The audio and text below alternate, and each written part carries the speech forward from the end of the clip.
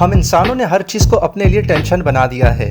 ایک اچھا اور نیک کام بھی اس طرح کیا جاتا ہے کہ بلا وجہ کی ٹینشن پیدا کر لی جاتی ہے، جیسے کہ شادی یا عید الاضحیٰ کے لیے کی جانے والی قربانی۔ ویسے شادی بھی ایک طرح کی قربانی ہی ہے، لیکن ابھی ہم بات کریں گے عید الاضحیٰ پر کی جانے والی قربانی کی۔ یہ وہ کام ہے جس کے لیے ٹینشن کی زد میں آتے ہیں گھر کے بڑے، جیسے کہ ابا جان، اور ان کو ٹینشن دینے والوں کی لسٹ میں سب سے پہلا نمبر آتا ہے بچہ پارٹی کا۔ یہ بچہ پارٹی 1 مہینے پہلے ہی ابا جان کے سر کو طبلہ سمجھ کر اپنی فرمائش کے ہاتھوں سے اسے بجانا شروع کر دیتے ہیں، اور وہ ایسے: ابو جانور کب لے کر آئیں گے آپ؟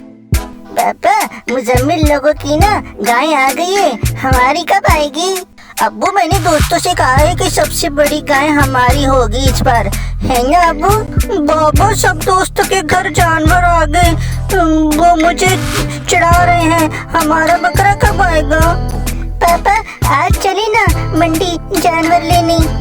ابا بابا پاپا ابو۔ ارے بھائی آ جائے گا جانور بھی، فی الحال اس سے گزارا کر لو جو سامنے کھڑا ہے۔ بچہ پارٹی کے بعد پھر آتی ہیں گھر کی مالکن یعنی بیگم صاحبہ۔ ان کا اپنا ہی ایک انداز ہوتا ہے ٹینشن دینے کا۔ اس بار جانور دیکھ بھال کر لانا کہ اس میں سے ڈنگ کا گوشت تو نکلے کم از کم۔ جانور ایسا لانا کہ محلے والوں کو بھی پتہ لگے کہ ہم نے خرچہ کیا ہے۔ پچھلی بار لوگ باتیں کر رہے تھے کہ سلیم صاحب نے بچت کی ہے، کافی ہلکا جانور لے کر آئے ہیں۔ اس بار سارا اچھا گوشت اپنوں میں ادھر ادھر نہ بانٹ دینا، گھر میں بھی کھانے والے بیٹھے ہیں، سمجھے؟ میں بتا رہی ہوں اس بار میری امی کے گھر پوری رونق جائے گی، ٹھیک ہے؟ اور اگر سیری بھی بیچنی ہے تو میرا سر حاضر ہے۔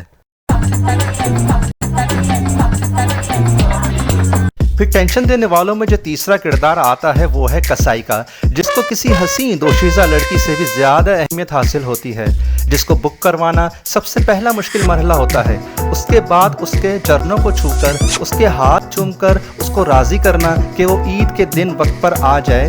یہ الگ بات ہے کہ وہ اتنی عزت کے بعد بھی اپنی مرضی سے ہی آتا ہے۔ پھر عید والے دن نماز کے بعد اس کے انتظار میں رستے پر پلکیں بچھا کر رکھنا، اور جب وہ آ جائے، قربانی ہو جائے، تو اس کے سر پر رہ کر اس کے ہاتھوں گوشت کی ذلت ہونے سے بچانا، اور یوں ڈھنگ کا گوشت بنوانے تک بندہ ایک طویل ذہنی اذیت میں مبتلا رہتا ہے۔ اس کے بعد نمبر آتا ہے دروازہ بجا بجا کر گوشت مانگنے والوں کا، جو قسم کھا کر آئے ہوتے ہیں کہ خون بہانا پڑا تو بہا دیں گے، مگر آج گوشت لے کر جائیں گے۔ اس دن یہ نئی شکلوں کے مانگنے والے اچانک ایسے نمودار ہوتے ہیں کہ جیسے ان کو کسی نے پنجرے میں قید کر کے رکھا ہوا تھا، اور آج ان کو اچانک پبلک پر چھوڑ دیا گیا ہے۔ پھر آخر میں جو تھکا دینے والا مرحلہ آتا ہے وہ ہوتا ہے گوشت کو رشتہ داروں اور جاننے والوں میں بانٹنا۔ جب فریج کان پکڑ کر معذرت کر لے کہ اب میرے اندر گنجائش ختم، تو باہر رہ جانے والا گوشت کو خراب ہونے سے پہلے بانٹنا بھی کسی مشن سے کم نہیں ہوتا۔ اور کچھ لوگ تو یہ بھی حساب رکھتے ہیں کہ کس کس گھر سے آیا، نہیں آیا، آیا تو بڑے کا آیا یا چھوٹے کا آیا، اچھا آیا یا ہڈیوں والا آیا، اور پھر جیسے کو تیسا والی حکمت کے پیش نظر اسی طرح کا گوشت بھجوانا یا نہ بھجوانا بھی ایک الگ ہی ٹائپ کی ٹینشن پیدا کر لی جاتی ہے۔ بہرحال یہ پریشانیاں تو وقتی ہوتی ہیں، اور یہ سب زندگی کا حصہ ہیں۔